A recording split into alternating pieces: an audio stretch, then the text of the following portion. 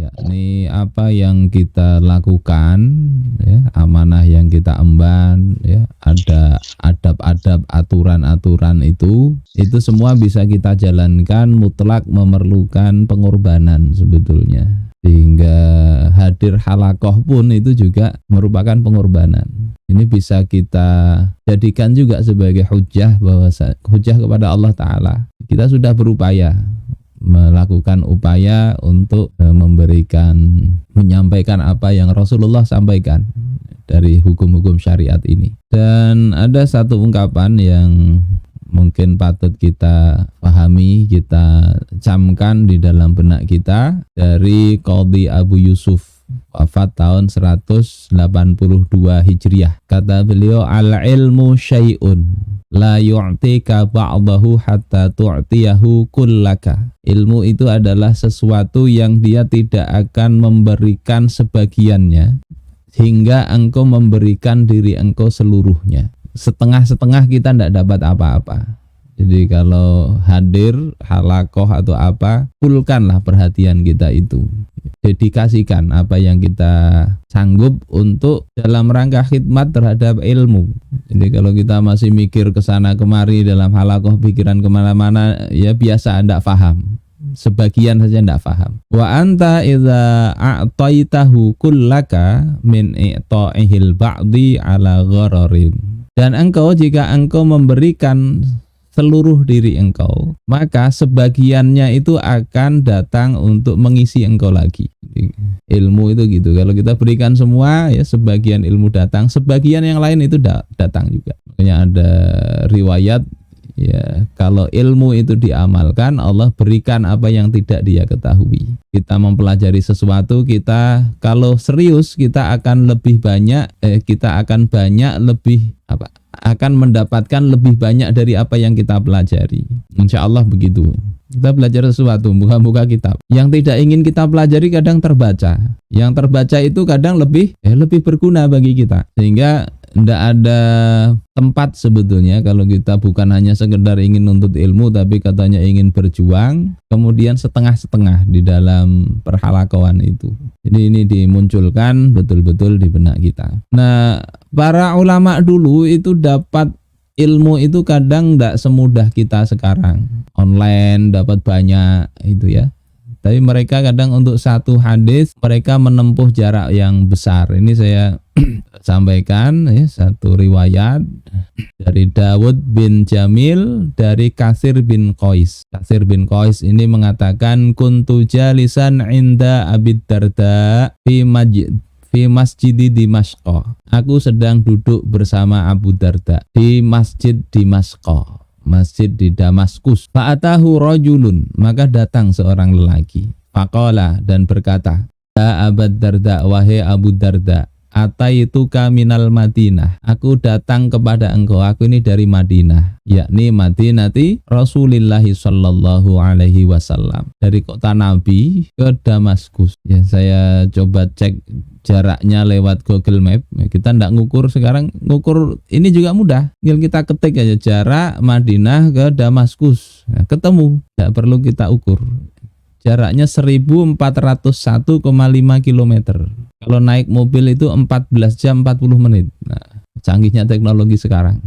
Kalau dulu untuk ngukur perlu bawa speedometer atau apalah kalau lewat jalur ini. Ngapain datang dari 1400 km ke Damaskus ingin ketemu Abu Darda? Kata beliau, li hadisin balagoni annaka tuhaddisu bihi anin nabiyyi sallallahu alaihi wasallam. Untuk dapat satu hadis yang aku mendengar, engkau mendapatkan hadis ini dari Rasulullah sallallahu alaihi wasallam. Dapat satu hadis, tidak satu paragraf atau satu kitab, tidak. Qala fama jaa bika tijaratun, maka Sayyidina Abu Darda mengatakan, engkau tidak punya urusan lain ya kesini ini untuk misalnya berdagang? Kata lelaki tadi, lah. Wala jaa bika ghairuh, ya. Tidak juga yang membawa engkau kesini ini urusan yang lain? Kata dia, lah. Enggak. Artinya apa? Semata-mata untuk nuntut ilmu. Satu hadis menempuh jarak jauh 1400 km. Kita ini kadang jarak Banjarbaru Banjarmasin ini sudah terasa jauh ya. Dulu naiknya naik onta atau kuda. Nggak ada AC-nya.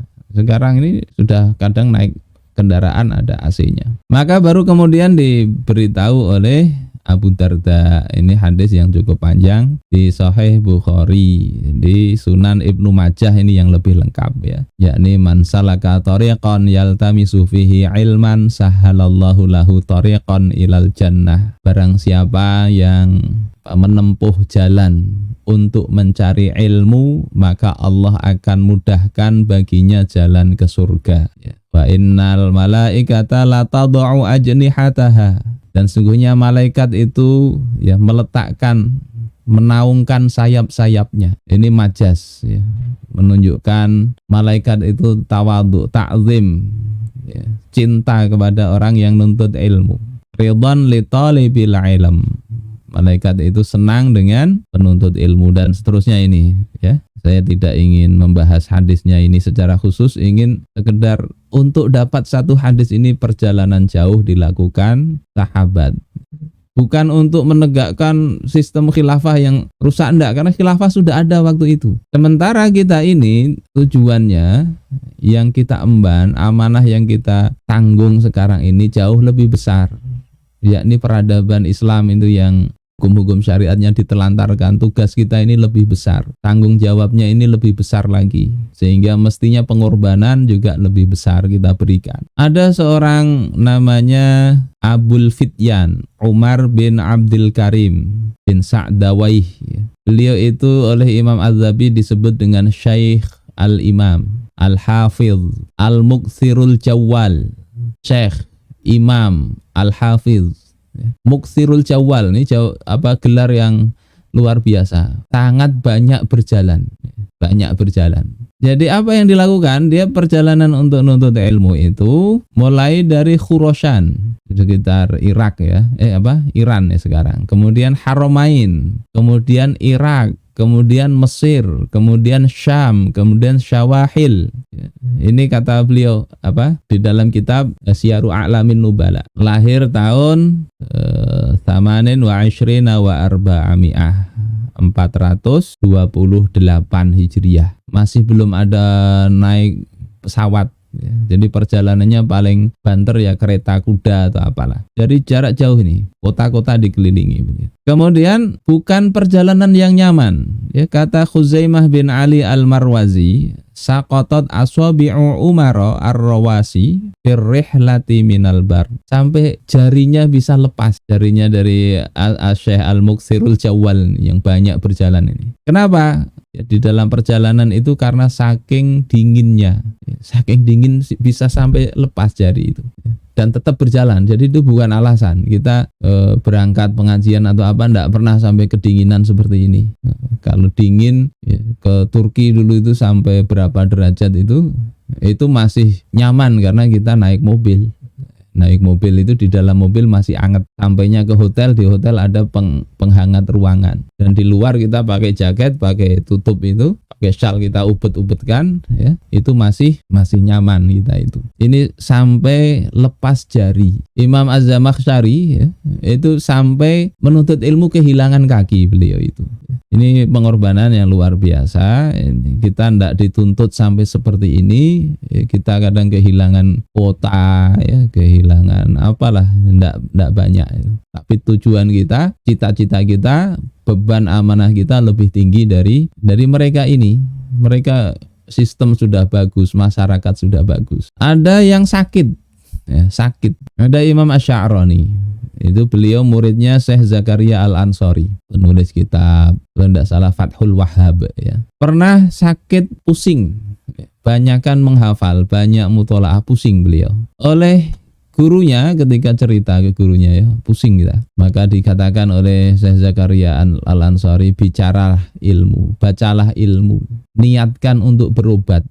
Kemudian dilakukan itu oleh Imam Asy'arani. Baca ilmu, diniati berobat dari sakit pusingnya, walhasil beliau langsung sembuh. Jadi wasilah halaqah, ya, dakwah itu bisa jadi wasilah. Kita punya sakit, niatkan sembuh. Punya problem apa misalnya, kesulitan apa yang kita ingin adukan pada Allah Ta'ala, berat ya, agungnya menuntut ilmu, apalagi ini bukan sekedar menuntut ilmu, kita niatkan untuk perjuangan.